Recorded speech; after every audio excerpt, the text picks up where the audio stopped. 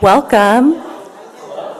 Hello, everybody. Welcome. Thank you all so much for joining us today. And that's for both those of you who are with us in person, as well as our virtual audience. My name is Linnea West. I am the Associate Director of Public Programs here at the Philadelphia Museum of Art. And I begin by acknowledging the land we are on. So the museum recognizes Philadelphia as part of Lenape-Hoking, the ancestral homelands of the Lenape peoples. The museum and its staff strive to understand our place within the legacy of colonization and to act as allies to Lenape people and their vibrant communities today, including the federally recognized nations, Delaware Tribe, Delaware Nation, and the Stockbridge-Munsee community.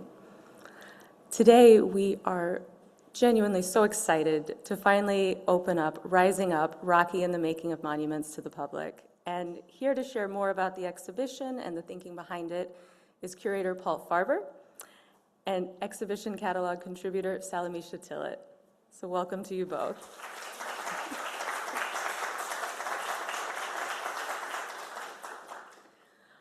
I'll offer just some briefest of brief backgrounds on our very impressive speakers. Paul Farber is director and co-founder of Monument Lab. He's the author and co-editor of several publications that include Monument Lab Regeneration, the National Monument Audit, and A Wall of Our Own, An American History of the Berlin Wall. He is the host and creator of The Statue, an award-winning podcast series from WHYY. Previous curatorial and collaborative work includes Declaration House in Philadelphia's Independence National Historic Park with Anna Rabinin-Kessin and Yolanda Wisher, and Beyond Granite, Pulling Together, the first public art exhibition curated to feature multiple artists on the National Mall in Washington, D.C., with none other than Salamishah Tillet, which brings us to Salamishah. She is a scholar, a writer, an activist. She was awarded the Pulitzer Prize for Criticism in 2022 with her work as a contributing critic at the New York Times, where she's been writing since 2015. She's the author of In Search of the Color Purple, The Story of an American Masterpiece, and Sites of Slavery, Citizenship and Racial Democracy in the Post-Civil Rights Imagination. She was recently named the 2025 recipient of the Gordon Park Foundation's Genevieve Young Fellowship in Writing and the 2025 Emerson Collective Fellowship for leaders taking on a hyper-local project to help their community come together. Tillet is Distinguished Professor of Creative Writing and Africana Studies, as well as the Executive Director of Express Newark, a Center for Socially Engaged Art and Design at Rutgers University, Newark. So this promises to be a fantastic conversation. Paul's going to come up to the podium first and offer some context on the exhibition itself, and then Salamishah will join him on stage. A couple quick notes before I hand things over. If you haven't already, please silence your cell phones. A reminder to check. There is time for Q&A at the end of the program, and we welcome questions not just from you in the in-person audience, but also from our online audience. And for those of you who are here with us in person, immediately after the program, you're invited to join us outside in the atrium for a book signing with our speakers. We have copies of the exhibition publication, and those are available for purchase. So all of that said, please join me in welcoming Paul Farber to the stage.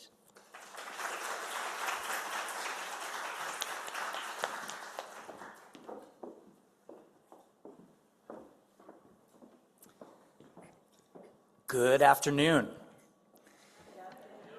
Thank you to everyone here with us and those joining online. I'm Paul Farber, I'm guest curator of Rising Up. This is a long time coming. We've had April 25th circled on our calendars now, looking ahead, and as my father said, now is the future is now, and we are thrilled to welcome you to the exhibition. Some of you here and some of you online may have joined us last night for an opening party and remarks from incredible guest interlocutors, including Mayor Sherelle Parker, Jackie Frazier-Lyde, Hank Willis-Thomas, members of the PMA leadership and board. Before I begin, I just want to make sure to give immense gratitude to the incredible team here at the PMA across every department, from the art handlers to the registrar to exhibition planning to visitor services to security, you name it. I could go on and on. Just want to thank everyone for their support, and especially to the curatorial brain trust that includes Louis Marquesano, Cato Campos, and Jocelyn Moore. Can we give some love to the curatorial team and to all the staff? And I also want to give great appreciation to my Monument Lab team, many of whom are in the room here, who have been incredible collaborators, and as we talk about monuments, this is the work that we do all around Philly and beyond, so thank you. So I'm going to give a few remarks before I get to be joined on stage by one of my dearest friends and collaborators, Salamishah Tillet. And so we're going to dive into a lot about the kind of making of this exhibition and the projects that preceded it. I wanted to go back in time a bit, and I've been sharing over the last few days in public addresses the kind of a little bit about me and a little bit about this project, that I am as old as the Rocky statue. I grew up here in Philadelphia, Westmount area native, and very importantly, another member of my brain trust, my mother, Ruth, lifelong Philly girl, Olney High grad, Temple professor, was the one who encouraged me in the midst of my monument work to really pay attention to the line outside of the statue, day in, day out. And so my mother's here. I want to give her an acknowledgement as well. For those at home, she's holding up her Rocky fist. And I was thinking back to the fact that for the better part of a decade, I have been thinking about the Rocky statue. I've been thinking about the steps and how it fits into the story of Philadelphia and our public spaces more broadly. And so in reminiscing, I went back within that period to a day that really changed my life, and it's a really almost strange date, and I'm going to spend a few moments talking about March 1st, 2020. So to put this in perspective, of course, if you think about where you were, what you knew and what you didn't know, we were on the precipice of profound change in so many ways. That was a date, the before times, as we sometimes say. I had just finished a book that had been my dissertation about American artists in the Berlin Wall. I say it took so long, it took 13 years, so it had a bar mitzvah at that moment. And while I loved going to Berlin, I loved the exchange, I was like, I should do something closer to home. And, I told my husband, Aaron, who's here as well, like, okay, I know this book is about to come out. I'm just going to spend the morning down by the PMA. And I want to just, I've been thinking about the line of people. I just want to observe. And it was one of those March days, when we get our first bout of spring before we get a few other winters and a few other glimpses of summer, then back to spring. So if you imagine the trees are about to bud, people are spilling outside to be at the steps. And this was the first picture I took that day. And I just sat, I stood there, and then I leaned, and then I sat down, and I kind of moved around to see what it meant to see this line. And sometimes the line would stretch out to Kelly Drive, sometimes it would be one or two people. I watched people's poses. I watched how they connected with the statue, and some people, of course, mimicked the statue. Some people put their dukes up. There were people who reached out and touched the sculpture. Later, I realized that the patina is impacted, like you can see where people contact it. There was something that actually really haunted me in this line because the mood was jovial and was familial. I saw within just a couple of minutes a family come up and everyone of multi-generational hold up the Black Power fist of solidarity. And then a few people later, I saw a group of young white men hold up the white power sign. And I was like, did anyone else see? Like, what is happening here? And if you think about where we are in this moment as a country, where we're figuring out how we live with one another and the crises that have accumulated, especially of disconnection, of the pushback against civil rights, there was something there that I realized I was not seeing at any other monument, that I saw the multitudes here. And so I saw this. It was one of those days, again, like a blessed weekend where you don't quite have anything going on until the evening. So I started to look around then at other monuments. And I went to the George Washington, across Eakins Oval, the Joan of Arc. I later learned more about these, but I thought about these as kind of the, the equestrian monument. And then I paid attention to, I think, the statue that is closest to Rocky. This is the Curator of Delphi, which was a gift from the Greek government to the United States about 50 years ago.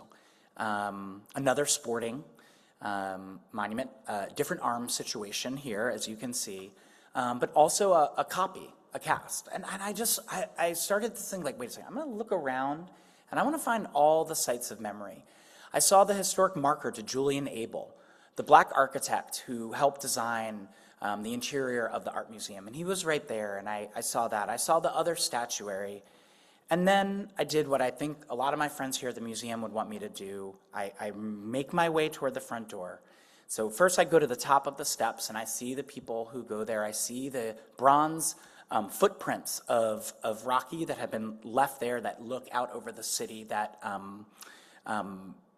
became their own place to embody. And then, of course, I saw a lot of people in relationship to monuments. And I realized, like, growing up, I can't tell you, like, I was a monument nerd from day one. I was the person who would stand next to a monument and make a face, or, you go next to the Washington Monument and you scale it down to size. So this felt very familiar to me. And then I went inside. And I gave myself a challenge. I said, I want to look for the choreography of arms. If this is Rocky, if I can go anywhere in the world, let alone any in the city, and you know who and what I'm talking about, what is the positioning of arms inside of the museum? So I was drawn to two kind of indoor statues, both by St. Gaudens, the Angel of Purity, and then, of course, Diana. And I started to then just trace. And I'm not going to show you every photo I saw every artwork I saw that day and every photo I took. But just to give a sense, I just started to see, what does it mean to have your hands up? Is it glory? Is it exaltation? Is it surrender? Is it put your dukes up? It's all of these different things. But there was this connection between monument, memorial, and interaction. What happens when two arms embrace? And I just spent time in that Brancusi room and was just like, it just took me in so many different directions. And I realized that there was so much more in common with what was happening outside of the museum as happening inside, that artists over generations have been trying to understand not just, of course, the role of boxers, the role of sport, but how we see ourselves and one another together. I left the building, I went back to the line, but then I took a walk and I went down to Rodin and the Thinker. And again, I'm looking at the arm choreography. It's not going above the head, it's just hitting the chin.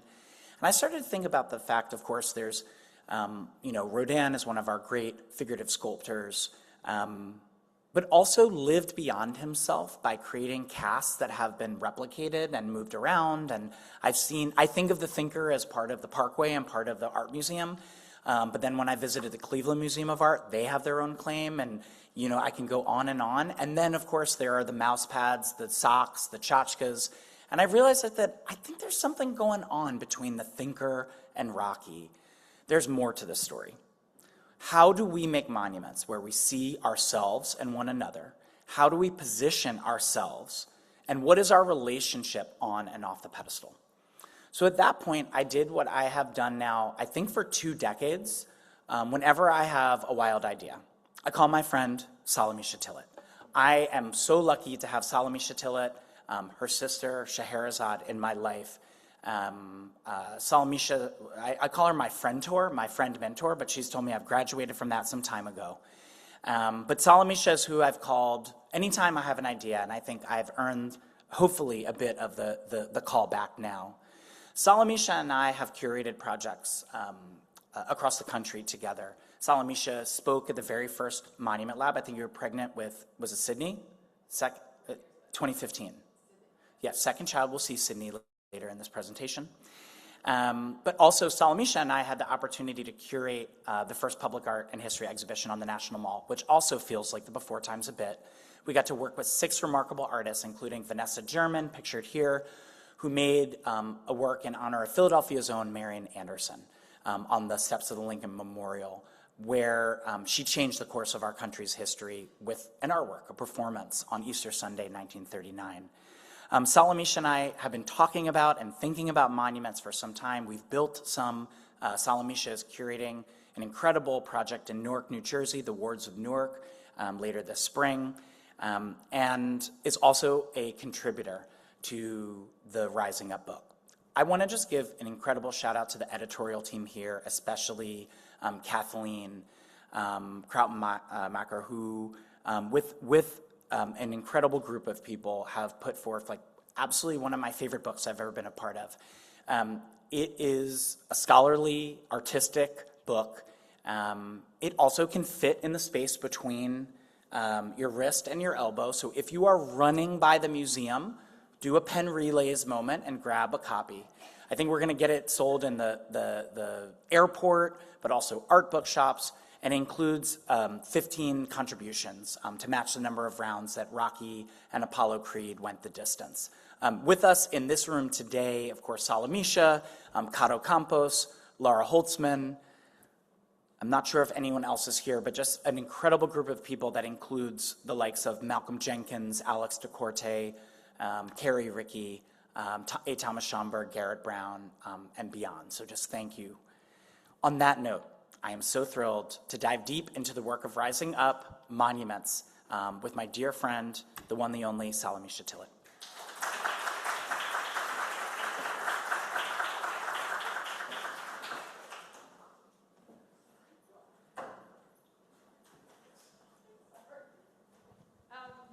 Wow. I want to do something before we begin, because... Can you hold the mic? Yeah, I will, but I have to do this one thing. Okay, I wanted to start, as monuments and anthems probably have a shared sense of collectivity, and so I think it would be remiss not to begin this conversation the way that we just met you at the bottom of the steps of the Art Museum.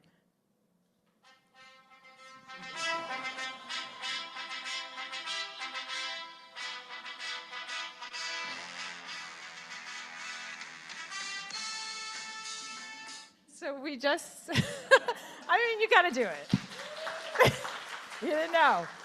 So I just wanted to begin with the beginning here, and your origin story to this project. You shared a little bit just now, but then also kind of the origin story of the statue itself and how it came to be originally or here, and now it's moved, obviously, that we know of. So just like give us the beginnings. And I think I want to say, before we start actually, that you and I, you're from Philadelphia, I'm from Boston, and I spent a lot of time in Philly. Then you went to Germany, and I went to Ghana. And so there are ways in which, like, I think coming from these early cities of Boston, Philadelphia, that are very monument-based, seeped into our intellectual and spiritual sensibility. And then when you went to Berlin, you ended up looking at the wall there, but really the Holocaust memorials. And I went to Ghana to look at the slave fort. So I just think, our obsession with public art and our obsession with monuments comes from these beginnings.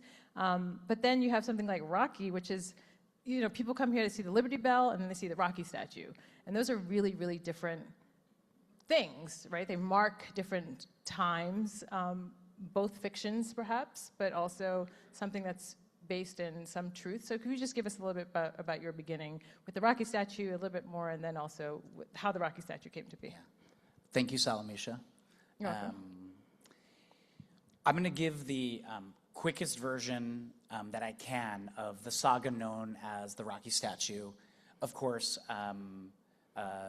the great scholar and writer Laura Holtzman is here with us, and if you not only read her in the book but listen to the statue podcast, she gives us the top of the top. I'm going to just nod to her on that. Okay, so 1976, the film Rocky debuts. It's made on an absolute shoestring budget. It is written by Sylvester Stallone, and who also acts in the film. It goes on to win Oscar for Best Picture against mighty competition, and is, of course, shot both on location in Los Angeles and on location in Philadelphia. Includes iconic runs up the Art Museum steps using a new film technology at the time, the Steadicam by Garrett Brown, which gives a sense that we are not just seeing someone run up the steps, but we are running with them. And it is the story of an underdog who has a chance to fight a heavyweight fight. He doesn't end up winning in the end, and Rocky won.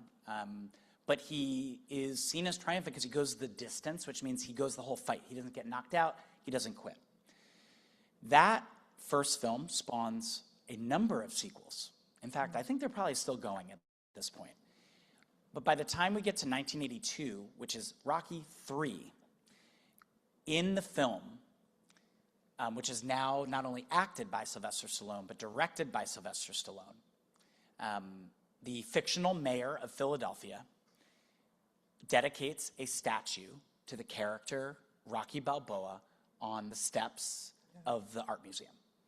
And in the making of Rocky III, while they could have opted for a plaster, styrofoam, paper mache, there wasn't CGI at that point, but some other means, Sylvester Stallone worked with A. Thomas Schomburg, who was a fine arts sculptor. He had actually, Sylvester Stallone is an art collector. He had collected some of Schomburg's work about boxing and brought him to Los Angeles, where he did a life mask, where he modeled. And then Thomas Schomburg, whose birthday is today, happy birthday, Tom, went to his studio in the Rocky Mountains. That is a coincidence. And as he said, Sylvester Stallone commissioned this. He was my model, but I was making the archetype known as Rocky Balboa. The statue gets used in the film. Not only does it get depicted in this, again, not a soundstage, but real-life Philadelphia, the production crew leaves it behind. I believe much to the chagrin of city officials and the art museum. If you've ever tried to move a monument, you can identify with this. They don't move easily. Yeah. But it was kind of the most Philly thing possible. You kind of like do what you want to do. It's like when you park on Broad Street or, in the middle. So it ended, I'm going to fast forward through a storied history, but it created a real contention between what was happening outside the museum, happening inside. And the initial conversation that really comes up is this a piece of art? Yeah. And that fuels a movement of the Rocky statue, which we have a timeline in the galleries you can follow with kind of what has happened.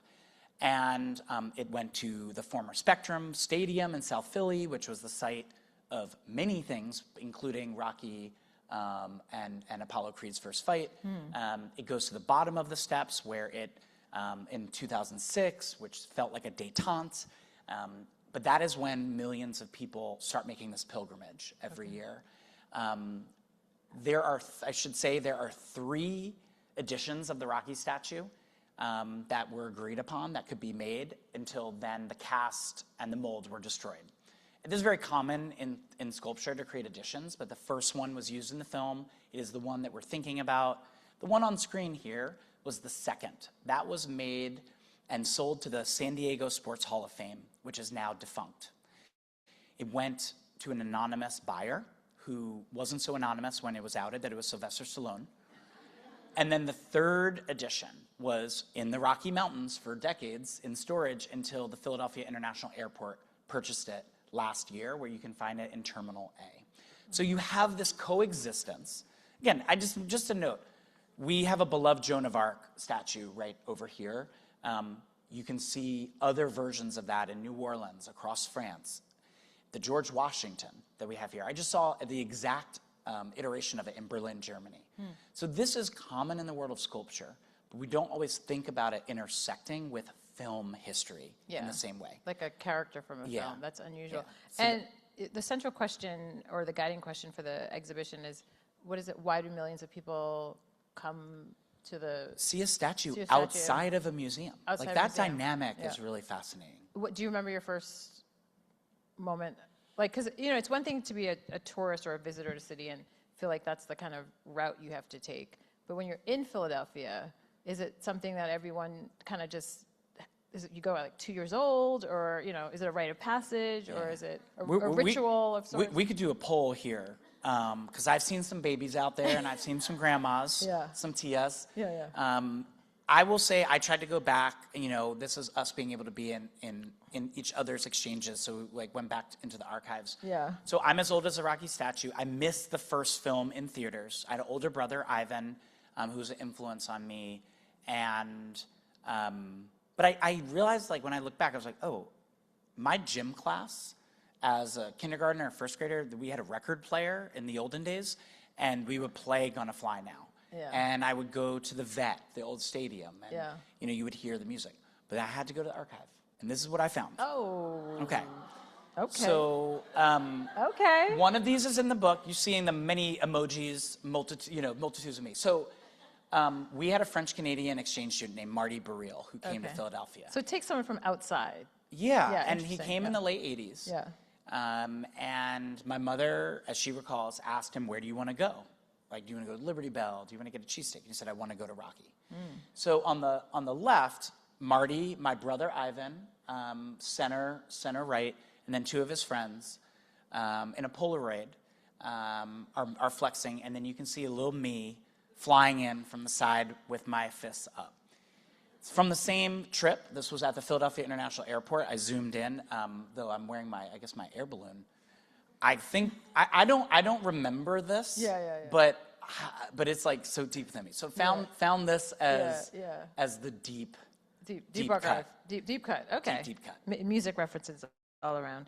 Okay, thank you so much for that, because I saw the slides, but I forgot about the exchange student. So that was really helpful.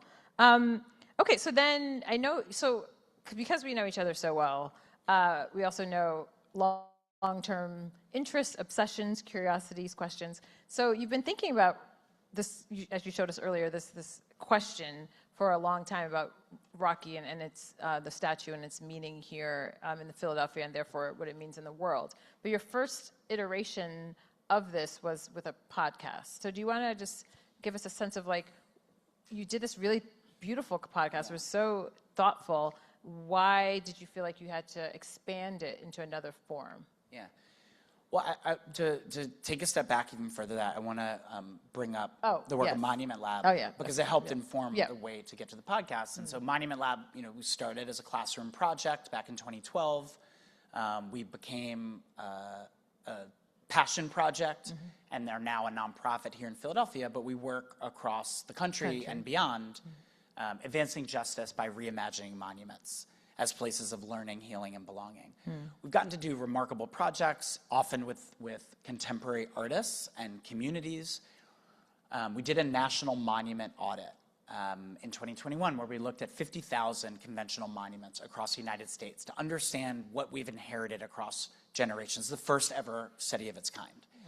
So coming out of these projects, and I had Rocky on my mind, but I didn't know quite what to do with it. The world was really changing, and I had wanted to write a book, but kind of Monument Lab was coming up, and it was going to be a book about the story of the Rocky statue. I was going to trace that walk up and down into the museum and outward, and then I had a conversation with a person who is, my deep collaborator, you, and I was like, I'm having a hard time getting this book out, and you were like, what about a podcast? Now, just to put this in perspective with the acclaimed Salamishah Tillet, Pulitzer Prize winner, Webby Award winner for Best Podcast. She did an incredible podcast about Anita Hill and the legacies of Anita Hill. And so so this is what she said to me. She goes, you should do a podcast. You can be really creative. It's hard, but you'll like it. It's true. I'll go back to that in a second. So I truly took my book proposal and changed the word book to podcast.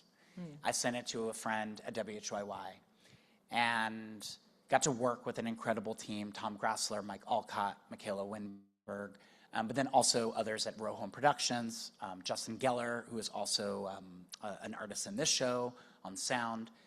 And we got to tell the story of people in line. And for me, I'm used to, as a writer, it's about adding more words or finding the right words.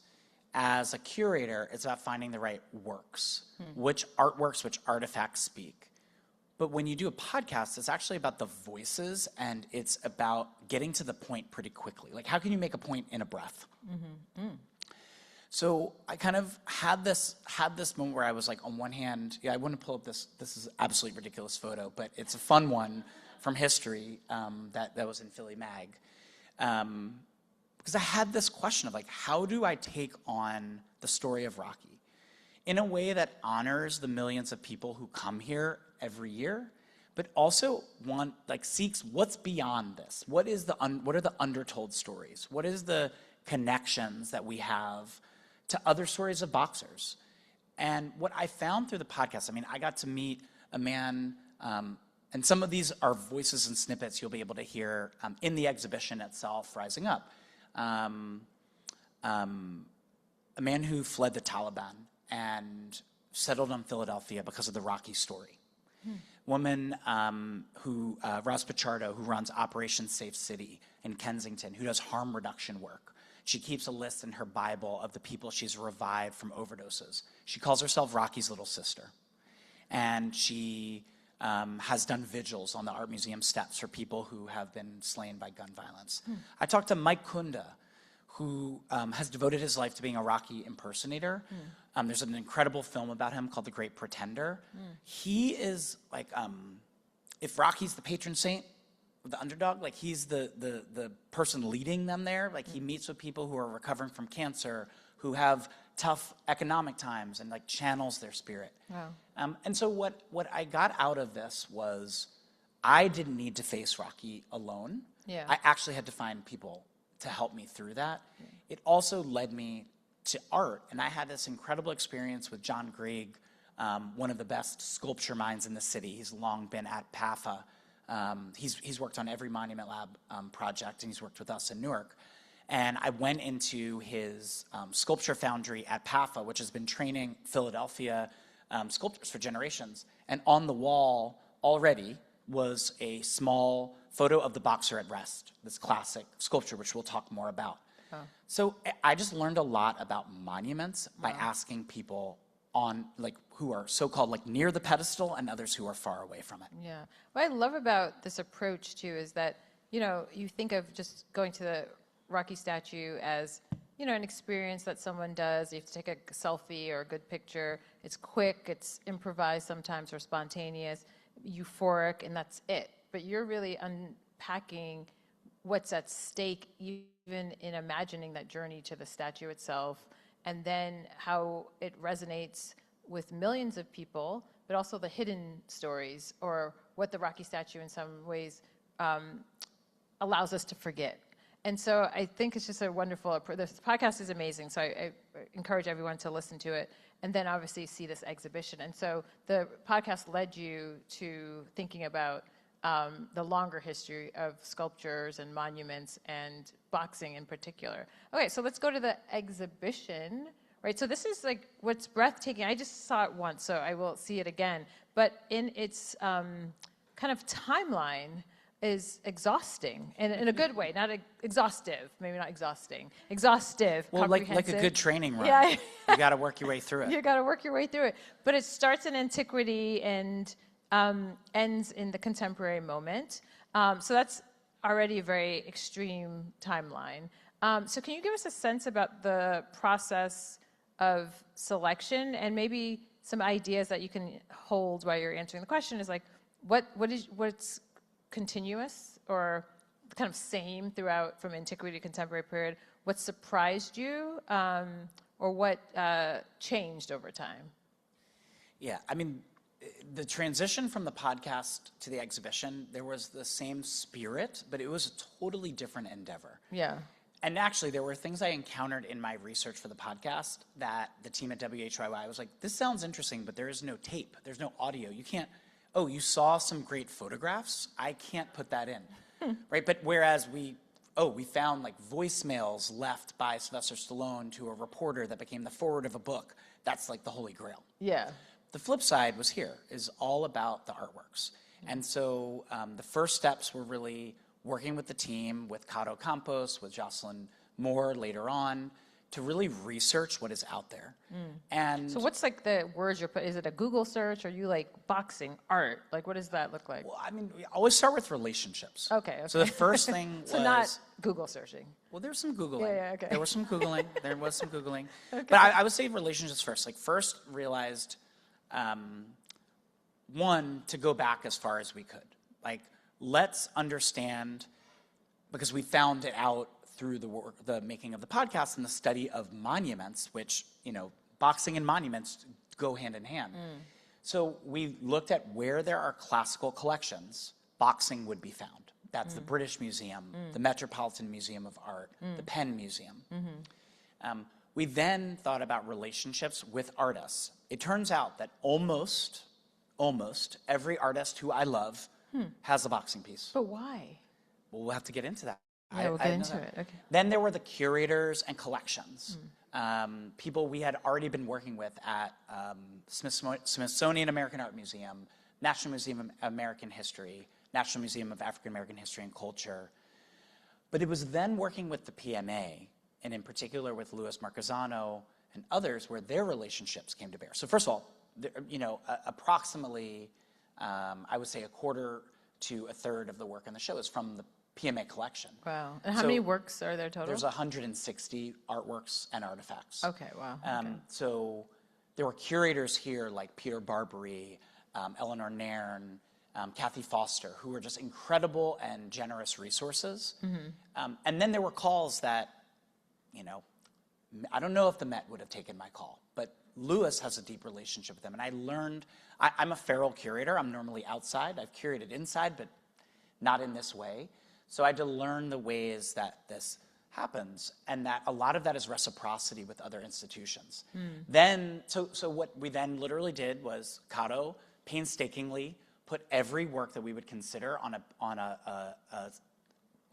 Google slide deck. I think we were at version 7 by the end, way more than would ever fit in a gallery.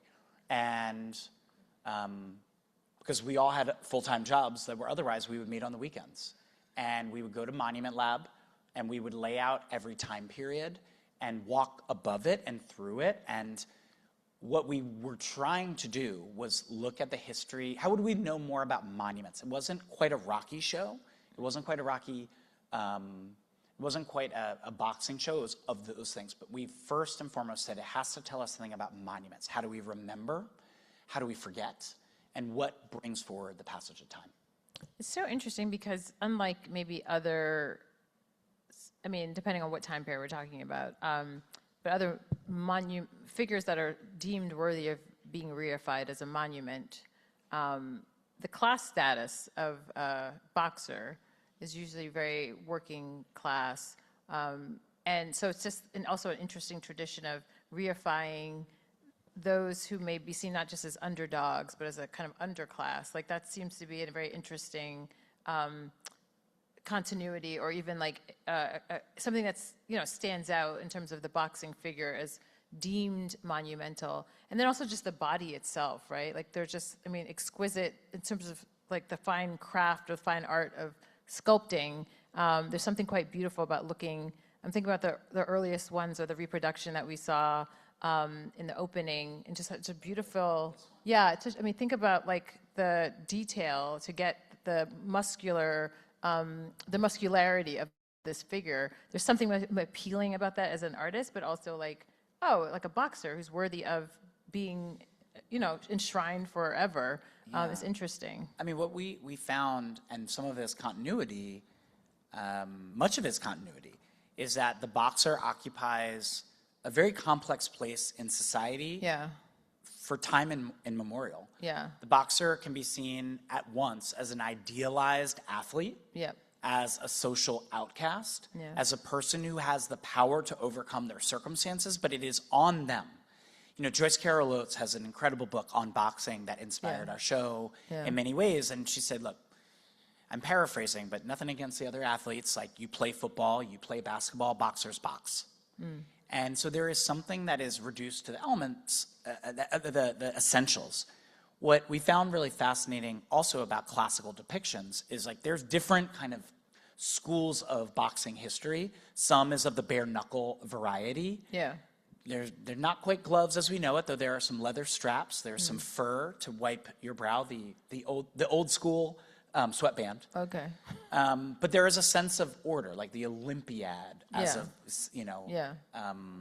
as of 688 BCE. And then you get But then there's the gladiatorial too. Sorry, the gladiatorial where you're fighting to the death. There's no rounds, there's no referee. So the drama is there, and people still hold that life or death drama. Well, I was thinking, so this is an anonymous person, and then we get to the contemporary works, or not 20th century, and we have people who are actual national heroes because of being That's right. what they do in the ring. And that's what we started to see, is that there is that simultaneous take on what does it mean to lift up a hero as well as understand the political context. Yeah.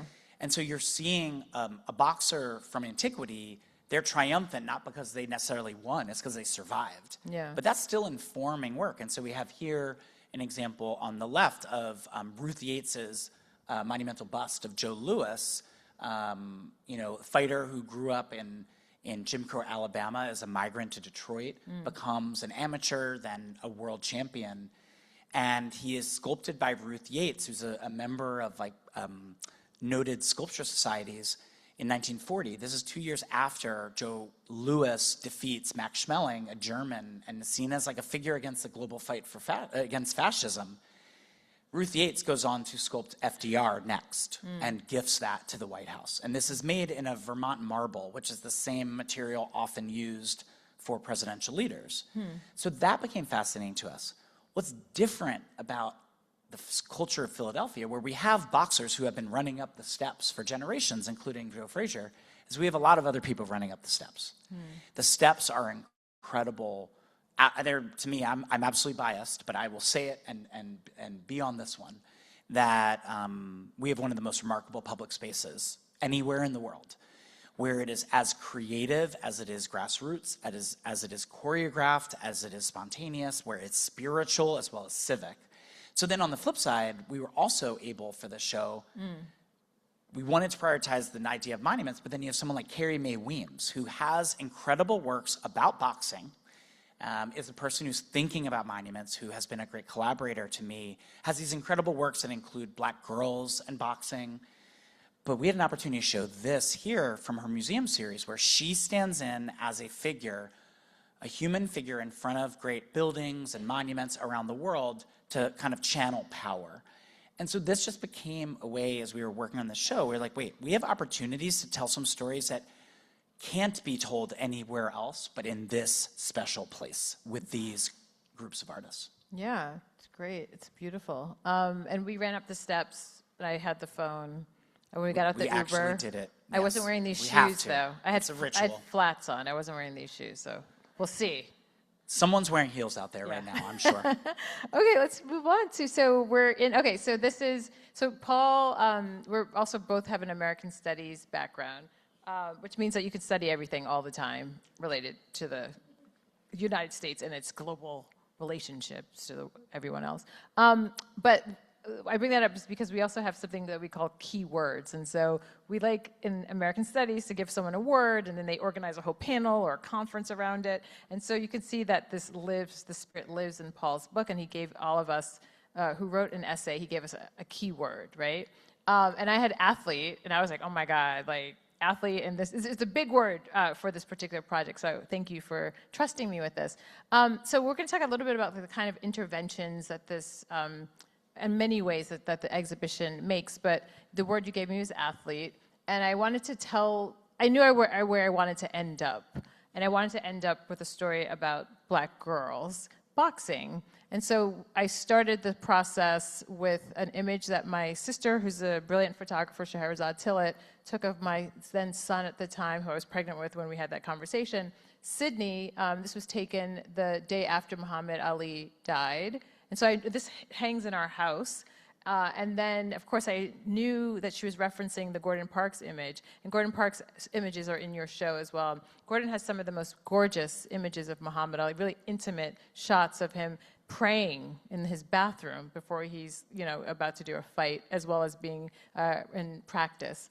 And then it ends with an image of from Deborah Roberts and folding the red into the black. And what Deborah does with these images is she actually uses photographs of Muhammad Ali's hands and then kind of plays with it and inserts them into this image of girlhood. And she talks a lot about why do Black girls have to be raised to be hyper vigilant. They have to learn how to defend themselves at a young age. And so that's one journey that I thought would be interesting for a reader to go on, and thinking about gender and race and class. And also I just got to learn more about Muhammad Ali and when he became a boxer as a little boy and how fun that was. But so that was an intervention I wanted to make with my, my essay. But let's talk a little bit about other interventions that may occur alongside that, or are in the spirit of that, or in conversation with that in the show itself. So what else was top of mind for you? Yeah, I think, I've had there were interventions that we had in mind, and then there are interventions that happen when you become in dialogue with incredible people, from the curatorial team to outside. And so I had some in mind, but there's one I just want to shout out to go into a few, which is a building conversation with Rasheen Farlow of the World Boxing Council, Philly's own, who's here with us today as well. And we brought, Rasheen was kind enough to come in and bring a boxer, Nair, to give us some comments before and their feedback, like what did they see in the work. Yeah. And something that Rasheen said to me that I found powerful, it gave language to something that I think we were trying to do, but I wasn't sure, was he said, boxing is often seen, and boxers are seen either in the register of combat or commerce, and their humanity is not always put forward. And from their humanity is also who else is in their corner. Like, who are they training with? Who is advocating them? Which generational footsteps are they following in? So I love boxing as shaping the aesthetic of the show, too. That sounds like that's what's happening. Yeah. And so there were a number of interventions. We really were trying to do a show that was both tough and tender at the same time. So again, one of them was just looking for artists who we adored and loved. Keith Haring's portrait of Macho Camacho. I love Keith Haring as a public artist, but part of that too is an intervention to monument form. We knew that if we had, a half a dozen sculptures, monuments in the show, it would make room for monumental painting, monumental images, which would make room for the artifacts and the smaller. And so this is on tarp, on canvas, but it looks as if it was painted yesterday in the gallery. But there's also broadening the story of who gets to talk. So this is also about broadening, whether it's about race, gender, sexuality. It was really important for us to take a look in the contemporary moment of people who either are fighters or identify with the fight as a way to advocate for justice. The artist Castles is someone who I have been learning with and talking with for about a decade now. Castles is a transgender artist who often uses their body to invite people to understand what we see and what we don't see about power. And so Castles was really interested in monuments, monumental materials, whether that was concrete, bronze, clay. They created this performance at PAFA that I was able to attend in 2016, where they wanted to make a monument to the violence that transgender communities face that's often underreported and unseen. Yeah. So the way they did this, in one sense, was very high concept art. Like, they were in a dark room. It was so dark that the only light was that of a documentary photographer documenting a scene. They created a plinth made of stop motion clay, the same clay Walt Disney used to create early stop motion. And then they had a fight. And this artist punched this pedestal, and the pedestal punched them back. And it was incredible. And what was left in the end, after one of these performances, Castles cast into bronze. And what you see, I call it a pile of punches. You see the imprint of punches left behind. I know Lewis and I have been talking about this as like the monument, counter-monument, anti-monument. But it's the same material we see from ancient Greece. It's the same material we're seeing artists work with. And so it was really important to see, how do artists themselves deal with these questions? Another one was thinking about... but can I just say something? Yeah. What's also interesting when you actually see the show is that's a transition piece to the shadow boxing room, which also is a brilliant concept, but also has a film in which, by the artist who digitally... Paul Farber. Who alters, digitally removes the other boxer. So it looks like someone's fighting themselves. And I think that's interesting. I mean, now I'm just like, because I saw it once, I can't appreciate all the moments, but that's kind of cool that this precedes that. Yeah, room. and we tried to operate from this idea that no matter who your opponent is, you're fighting your own limits and you're fighting society. And you're figuring out your place within that. And these are ways of thinking about how trans communities or with the other film, African American communities are kind of forced into these positions of self-regulation, self-discipline, and self-fighting in a way. Self-fighting. I mean, we were also looking at the history. You can see we have a map of Philly's boxing sites and Italian American communities. The fighter Joey Giardello, Rocky Marciano. Yeah. Like there is this context. Like we're finding connection across and with our differences. Yeah.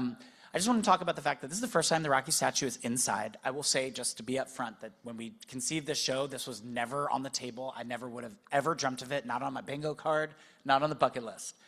But once we had the opportunity, like, of course. So one of the first questions we had was, where does it go in the gallery? And you here at the PMA and many museums, like you're working in what's like a dollhouse of this gallery for a year. It gets into your dreams. I think one day I had to do it virtually. They FaceTime me. I was like inside it walking. So we thought, where does Rocky go? And we didn't want to just put him at the end. We didn't want to put him in the beginning. We said we actually want to go through time. We want to see not just what society writ large, but maybe the people who dreamed it up, like Sylvester Stallone and A. Thomas Schomburg, also saw. And so it was important to get the sight lines right. And so you see, this is one sight line that you're seeing both a drawing by Muhammad Ali on the bottom and then a photo of him by Thomas Hopker over the Chicago River.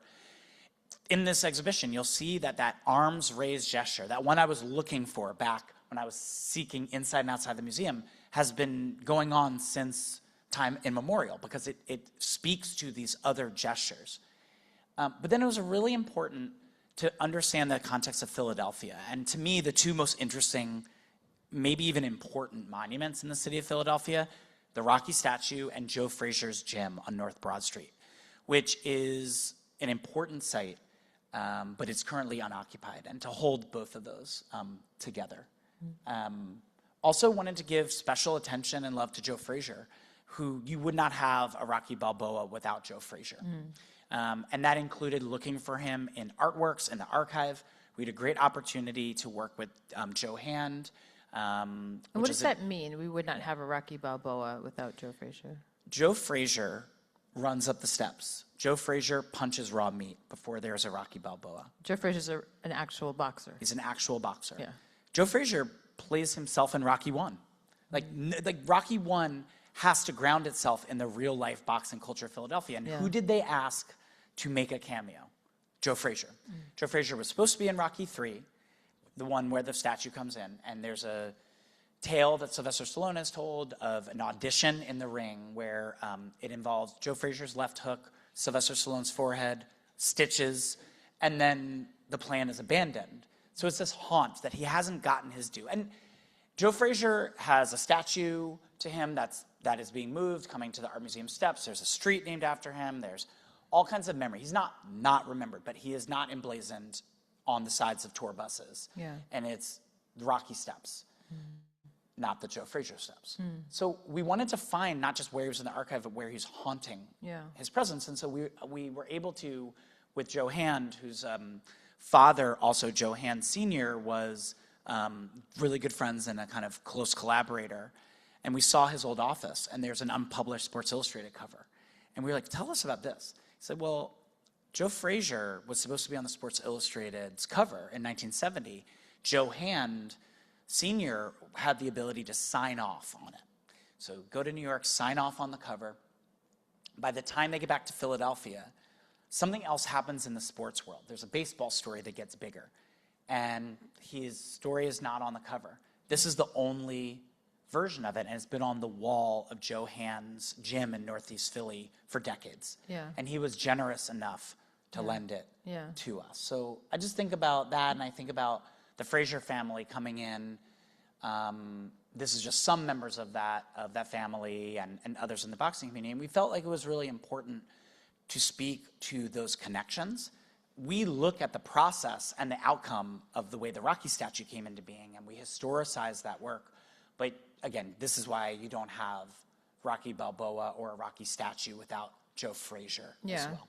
And I like the way that it takes us a while to get to the statue. And by the time you get to the statue, it's important, but it's no more or less important than the journey that we take in the exhibition to get there. So I just have 2 more questions, and then we can open it up a bit to the audience.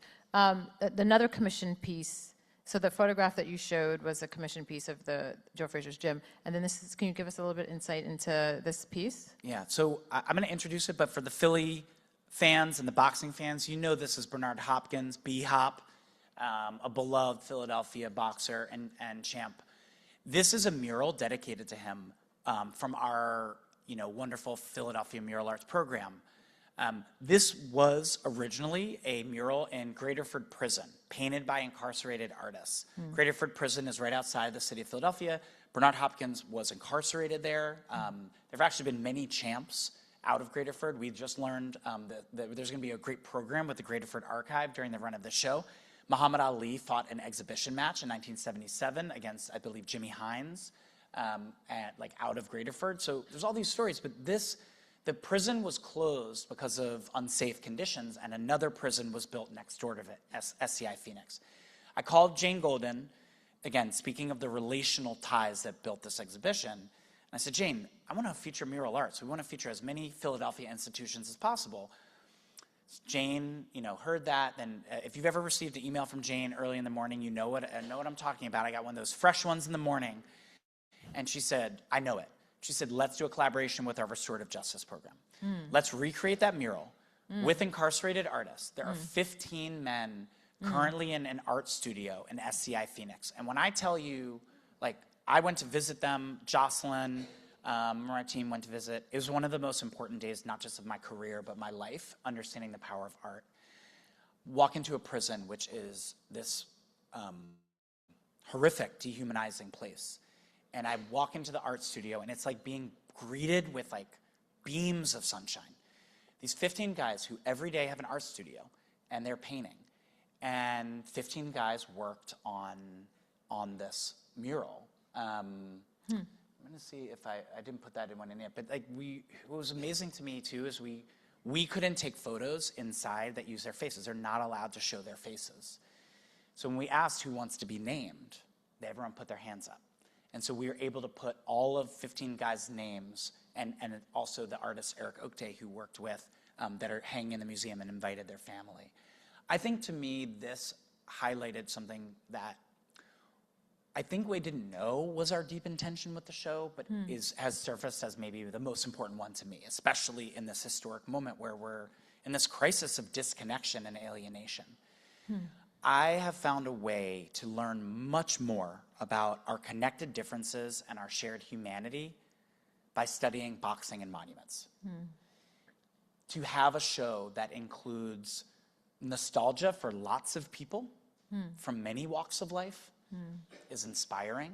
The only other project I did that ever conjured something like this was we worked with the artist Caitlin Pomerantz, who created stoops in Washington Square Park, the stoops. It was with the National Park Service. They're like, we say no to everything. What you got?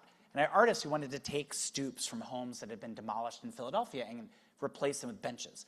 And I remember we're there where there's 2 park rangers who have to sign off on this. One is an African-American woman, one is an Irish-American man. And I had prepared this whole PowerPoint. I had to shut it down. I said, let me tell you about stoops. And they went, stoops?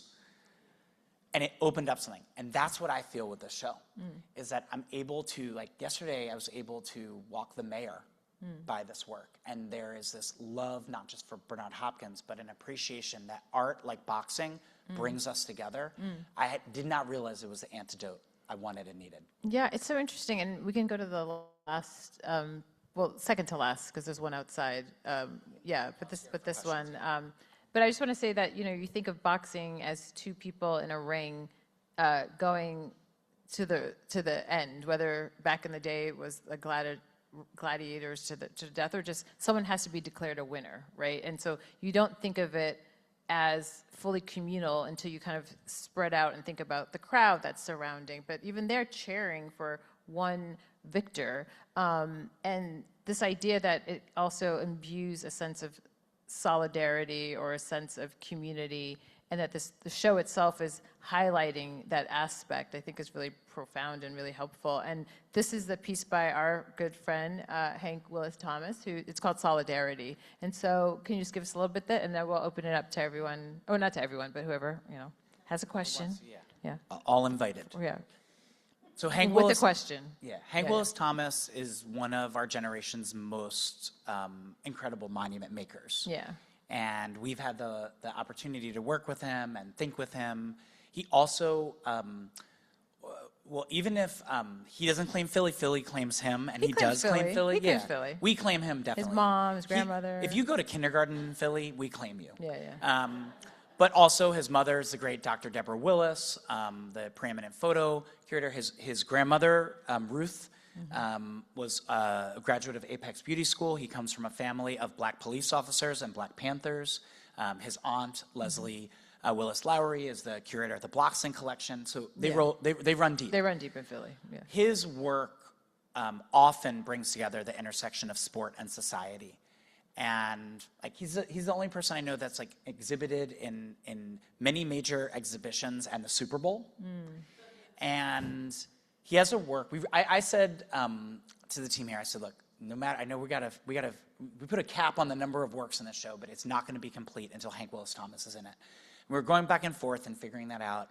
And I remembered I'd seen a version of Solidarity in Cape Town a few years ago. Yeah. And it's not quite a boxing piece, but it's about sport and society. It is, as I say now, half of a Rocky pose. It's a punch, not directed at some person, but pointed toward the sky. But the positioning of the fist conjures solidarity, the connection to other people, to not just the individual's triumph, but a group making it through struggle. It's, of course, a reference to Tommy Smith and John Carlos's historic protest in 1968 at the Mexico City Olympics on the medal stand, who later said they were inspired by and reached out to Muhammad Ali for the courage to be able to stand up in that moment. This brought me back to that early moment of observation outside of the statue and seeing what it means to find solidarity. But I just thought of the possibility. Yeah. Like I've gained so much perspective in understanding the art, the science. Is it the sweet science of boxing? The sweet science of boxing, right? And have so much appreciation and growing understanding of what it means to put your life on the line, to channel everything into that. And I see the power of what boxing has inspired. And so the idea that you can acknowledge someone else's struggle, not just to put that outward, but to receive that back as a sign of solidarity is incredibly important and meaningful to me. And so I thought that this was the exclamation point at the end of the show. That is an invitation that whether we think of things or systems or places as places that could be potentially violent, there's always a way to peace and possibility. I think of Angela Davis's great quote that's in my first book, A Wall of Our Own. Walls turned sideways are bridges. And this is a living embodiment of that idea. Yeah. Okay, thank you. So I think we have about 10 minutes for questions. So I'm sorry we talked a lot. But it was really great, actually. Thank you. Yeah, thank you. I mean, I just learned so much. And when you see it again, you have more ideas and insights to approach your experience as a viewer. Okay, so is there yep, there's a microphone right there. Hi, thank you so much, Paul and Salamishah. Thank you for that talk. And we do have time for a couple questions, so please raise your hand if you have one, and we will bring a mic. Okay, and then questions, not long comments, and that'd be great. Sorry Just to do make that. sure you speak into the mic so everyone can hear us online as well. Yeah. First, thank you so much. That was really interesting. I'm back here. And I'm wondering if you can talk about the pedestals, because I don't know how that works, if they're attached or if you... In general with monuments? Yeah. Okay. The plinth. All right. This one or in general? Well, I guess in general, because if you look at the ones from antiquity, I feel like they're all one thing. Yeah. Okay. So this is, you just happen to hit, what's on Jeopardy? Daily Double? This is my nerd out. I'm so interested. So every sculpture you make, the pedestal is part of it. Just like it's similar in painting, perhaps, right? It becomes part of it. But I as a monument person, if I go to graduate schools or undergrad art places, like the sculptor will have a sculpture on a sculptor will have a sculpture on the ground, and I'm like, where's it going to go? And they're like, I don't know. I'm like, well, now it's part of the ground. So there's just all these kinds of ways that some sculptors don't anticipate that, but the people who exhibit their work do. Some sculptors think deeply about that. Now, there is a tradition where you utilize stone, or you utilize a kind of cast bronze, and I always look at what are the feet standing on. So there are some times where, like in Newark, for example, we've worked at the Wars of America by Gutzon Borglum.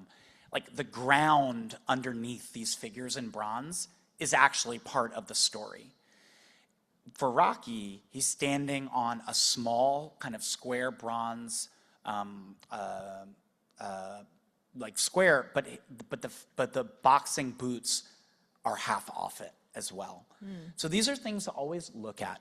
Here is one that happens to be historicized to 2024 Rocky Fest, the first time.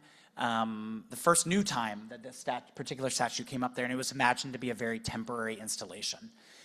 So none of the monument plinths and pedestals you see are permanent in of themselves. They all required workforces and quarries and teams, but the idea is to make it look like the statue is naturally there, high enough, and this depends on the sculptor, high enough to give it gravitas, sometimes so high that it's beyond reproach or touch, and sometimes low enough to meet us together. Again, a note on Rodin, and you can see my favorite monuments of all time. I told you I'm a nerd about this. The Burghers of Calais. This is imagined by Rodin to honor city dwellers city leaders of the city of Calais that sacrificed themselves. And he said, I don't want a pedestal. I want these on the ground. I want people to be able to look face to face with these heroes. So the story of the pedestal is always as important as the story of the sculpture as well. Thank you. I saw someone's hand in this third row here. My name is Keith Strickland. My Dr. question, Strickland, thank welcome. you. My question was, it's always confused me how much we focus on Rocky and how little we focus on the people who the story was really based on. You mentioned Joe Frazier. We don't really go into how much detail. Sylvester Stallone interviewed Joe Frazier. Most of the story is Joe Frazier and a couple other boxers' lives. Joe Frazier was the one who fought in the Olympics. You know, it's the 55th anniversary of the, I forget what they call it, the greatest fight in history. Fight of the century. Yeah, the fight of the century. You look at Ali, you look at George Foreman, you could see their stories baked into it. I just wonder, one, why is the fictitious character held at such a high regard when the people who, Joe Frazier right here in Philadelphia, we speak so little about him. And I just wonder what kind of impact would they have made and how much that could have changed the course of history. Like you said, millions of people come here every single year to celebrate Rocky, and very few people really know the impact Joe Frazier had and the connection in the story. Is like literally when Joe Frazier was interviewed, he thought this was going to be his life story. Yeah. And very few people know this. I think one of the things I thought was brilliant about the podcast, as much, and this is me analyzing it versus you can say what your intent was, it's a kind of bait and switch. You think you're talking about, like, during listening to a podcast about Rocky, and it really is a story about the way in which Joe Frazier's history and biography gets eclipsed by this fiction or this movie. So that's what happens with the podcast. And I'm like, oh my God! It's like, you know, there's a brilliant episode where we're hearing the sounds of the gym, and you're interviewing people, and it just brings that story to life in a different way. And then when you go to the exhibition, that's why I think it's so good to have the Rocky statue come so late, right? Like, again, another bait and switch. And this is me, the critic, analyzing it. I don't know what the curator's intent was, but by the time you get there. And we were talking about this when we got to the Rocky statue. To me, there's the statue and then there's the shadow. And you talked really about how much the lighting and so whose shadow are we really, is it Joe Frazier's shadow that Rocky has to live in now in this exhibition? Or does Rocky cast such is so big that he overshadows Joe Frazier? I mean, these are the kind of like, to speak to the question, these are the things that the exhibition brings up. But I'm curious what your answer is. Why do the real people and real African Americans in this case, why are their stories so undertold compared to a fictional story of a character in a Hollywood film? Yeah, thank you for that, Salamishah, and thank you, Dr. Strickland, as well. That's one of the questions that has been in the heart of not just studying this statue, but monuments more broadly. That this is not different than almost any other monument story in any city. And, you know, we've done a national monument audit, and we look across the country. And, you know, like you take this exhibition as much about the monument landscape. These are the kind of things that don't necessarily come out, but like there are more Jefferson Davis statues and Frederick Douglass statues. There are more Confederates in the top 50 than Black Americans. So in a way, the Rocky statue is part of this broader landscape that constantly underemphasizes, if not erases, Black presence, let alone achievement. The story of and that's the monument landscape. At the same time, there have been other ways of memory that are important to register, and you know, I think that's where Joe Frazier is a really important figure. I mean, truly, when we started asking people about monuments in the city of Philadelphia over a decade ago, we just said, what is an appropriate monument for the current city? We just kept hearing Joe Frazier's name. This was the same year he had a statue dedicated to him by the sports bars in the South Philly complex, but he was on the tip of the tongue. When we did the podcast, you know, conversations with the great filmmaker Andre Robert Lee, who's here today and featured in the exhibition, helped point this out. We ended up going to Schuler Memorial Gym and talking to them, and there's a sense, there is Frazier does not get his just due. We're watching that change in real time in this moment, which is an unanticipated but fascinating and important intervention.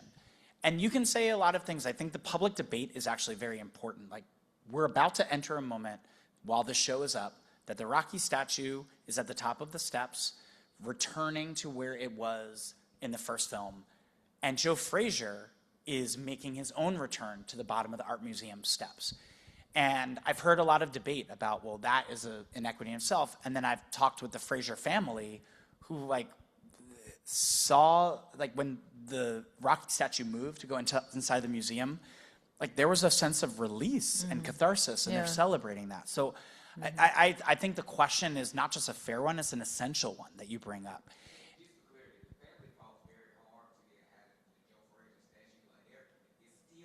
It's not done. Yeah.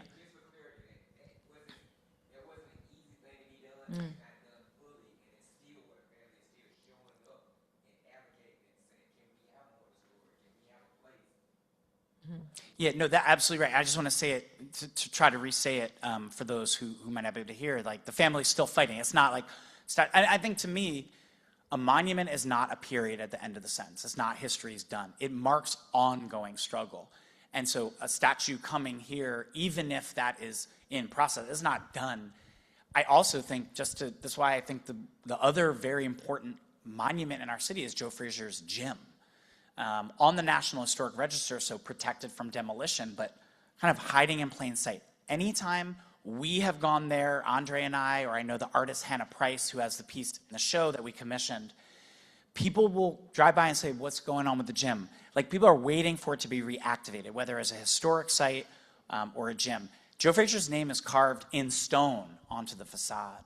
And so these are the conversations to have. And as you know, Dr. Strickland, like, even when a monument has a new placement, and monuments, believe it or not, they move all the time, even if they're hard to do, it's not the end of the conversation. It marks a point of struggle. Yeah. One time for one more question, or? Okay, one over here. Okay, thank you. Good day, and thank you so much.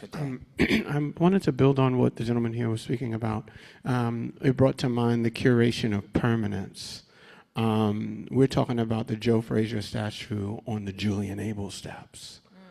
There's no Rocky steps. And I think that the permanence inside of the minds of people who are less informed about the architectural history of the city and the people, the lions, there's no shadow. Rocky would be the shadow. The light, the big thing is that architects like Julian Abel created monuments that are not going away. They can't be moved.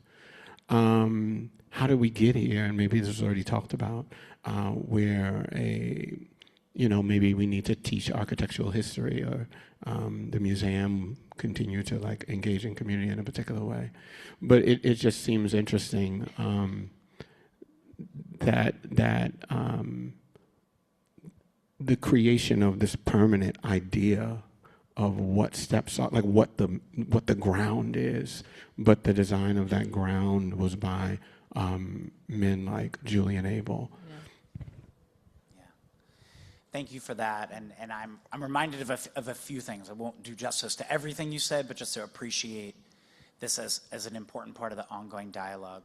So in this work and related work, I've tried to go back as far as I can to understand this land. Like, we call it Fairmount today. There is something about the top of what we now call the steps that many of us go to get perspective. Philadelphia is lived in for 10,000 years before it was ever founded. Lenape people who are still here, there are reports of that as an important lookout point. The Revolutionary War utilized the lookout point of where the museum is now. The city's first waterworks, the High Point, were up there as well. So you have all of these levels and layers, some of which get told in bronze, some of which get told in curricula, as you note, and others are in other elusive ways. Julian Abel is someone, we would not have a museum today without Julian Abel. We wouldn't have a free library without Julian Abel. There has been more work both at his alma mater, University of Pennsylvania, and I believe at the museum to bring forward his memory. He's not unremembered. There is a historic marker there, but let's be clear, to your point, these are not all cast in the same weight. And I want to see us understand that history requires us both to open up as much of our aperture as possible and also to mark what we have remembered and what we have left aside. And I think we can do that, but it feels difficult when we pare down to, like, there can only be one. I'm suspect of people who say that there are places with only one voice of a story. Every place has multiple voices, multiple stories. Some are harder to get to, some are more elusive. And I'm a self-proclaimed history buff. I'm trying to reclaim the term, because I just actually want to see the fullest history shown and taught and talked about. And we need every kind of method. There are people who drive past statues every day, but read every historic marker. There are people who don't engage with that and want to get it another way. And I think the more that we do that, I would say what I've tried to see and what I feel like I've come to learn about the Rocky statue and the story that is perhaps the thickest layer above all these layers at this point is that I do find it extraordinary and ordinary in this context. And to me, what's extraordinary is that 4 million people go there every year. Not just tourists, not just museum visitors, people who are on like a pilgrimage, a journey. I've talked to people, even this week, who are there to lay down their burdens in a society bursting at the seams with grief, with alienation, with isolation. There's something happening there that actually I don't see in other places. And what's ordinary about it is the most famous Philadelphian who never lived has the brightest spotlight in a city of real-life black boxers. That's actually very ordinary in the monument landscape. So how do we hold both of those things at the same time? Or that people really are attracted to the story of those disenfranchised who overcame their circumstances to African-American boxers. That's the story they actually are drawn to, and yet they don't know it, right? And so that's, to me, what's interesting, the kind of psychological, political gap between the underdog being the African-American, Joe Frazier in particular, but other African-American boxers, and yet the misrepresentation of that story through a Hollywood lens, right? Like, and so that to me is the crux of America, the way in which we are drawn to things that are repurposed and repackaged in a different face, But the story of overcoming is actually about democracy, about those who are disenfranchised and those who've tried to figure out how to move through the space with that history and Yeah. those bodies. So, I mean, the rock. yeah. Yeah, that's what, Well, kind of what, yeah, what- and there are people who are rooting, like, who love Rocky. yeah. I think No, there's also everyone- people who yeah. root for both. Yeah, yeah, yeah. But I think for me, I've tried to draw understanding from like what is happening there today and what's possible. Yeah. I don't think this. I know that the next step is that the statue that's in the show is going to the top of the steps. If history tells us anything, this is not the last part of this history, right? This story. So, Okay. but yeah. That makes sense. One last comment, and we're gonna head. I know we're finished. We can continue the conversation out in the foyer, actually, if we want to. Okay. Well, I don't know. Okay. So, hi everyone. So, thank you so much, Paul and Salamishah. Thank you.